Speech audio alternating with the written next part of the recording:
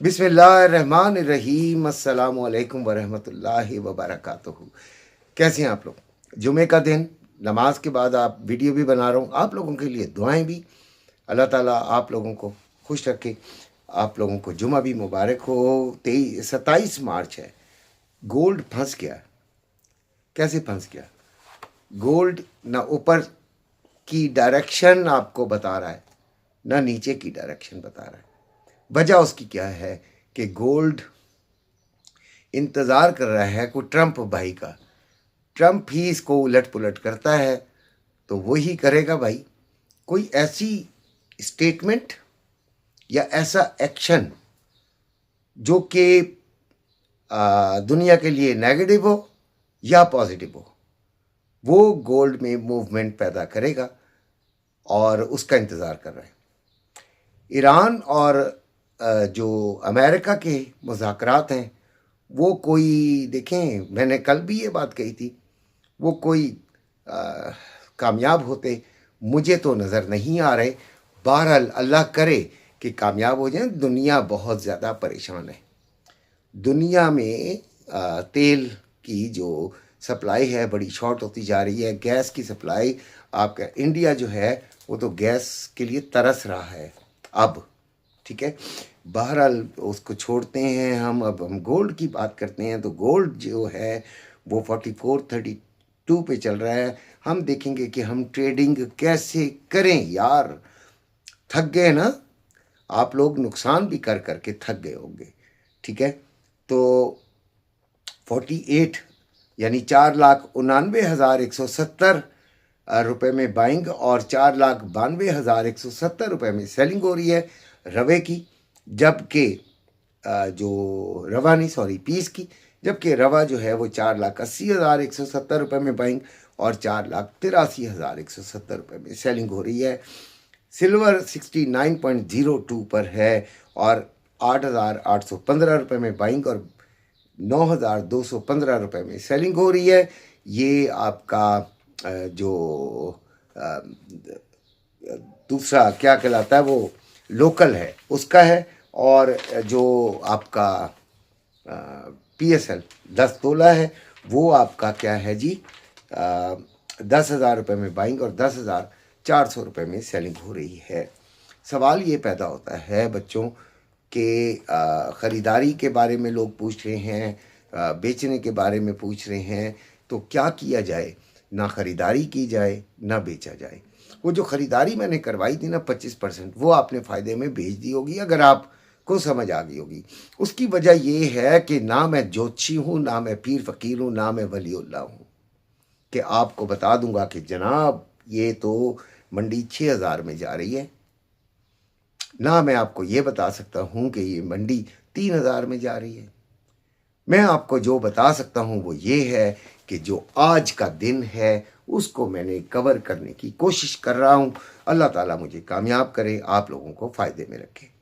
ख़रीदारी जो है वो बिल्कुल नहीं, 50% जो हमने होल्ड किया हुआ है वही कीजिएगा। मुझे फ़ोन करने की ज़रूरत नहीं है। फ़िज़िकल वाले बिल्कुल ना करें, क्योंकि ग्रुप में भी नहीं शामिल कर रहा हूँ। फ़िज़िकल ग्रुप में नहीं शामिल कर रहा हूँ क्योंकि उधर एक्टिव भी नहीं हूँ। जो बात बताता हूँ वो अभी तक उसमें चेंजिंग ही नहीं आ रही, तो फिर क्या बताऊँगा। ठीक है, मैं टाइम ज़ाया नहीं किया करता। इसी तरह जो ट्रेडिंग के लिए है वो है बड़ा मसला। तो ट्रेडिंग में मैंने इन 3 दिनों के अंदर अपने बच्चों को ये कहा है कि आप स्कैल्पिंग कीजिए।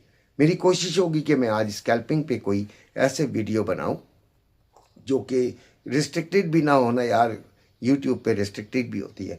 बहरहाल आपको मैं लेवल्स दे देता हूं जो कि आपके सामने भी होते हैं।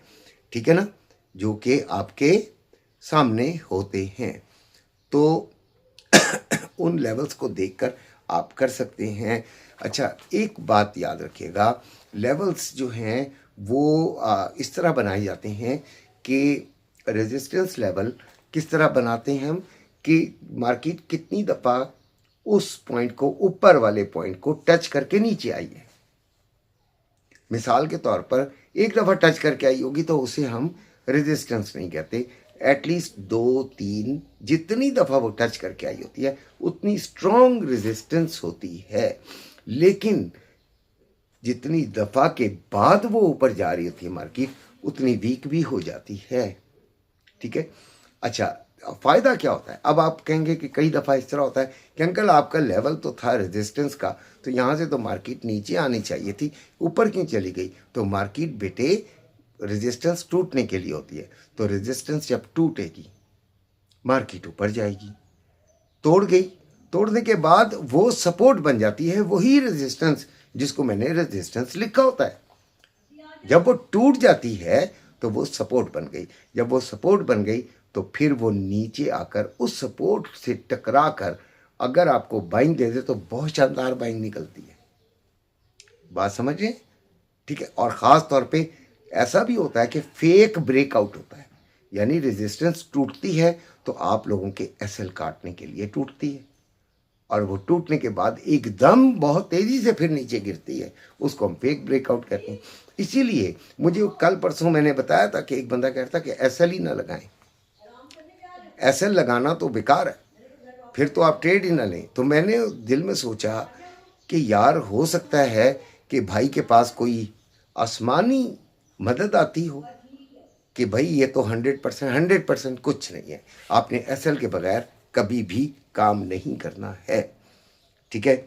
अच्छा जी, सिल्वर पहले तो वो आपको रेजिस्टेंस पढ़ के भी बता देता हूँ।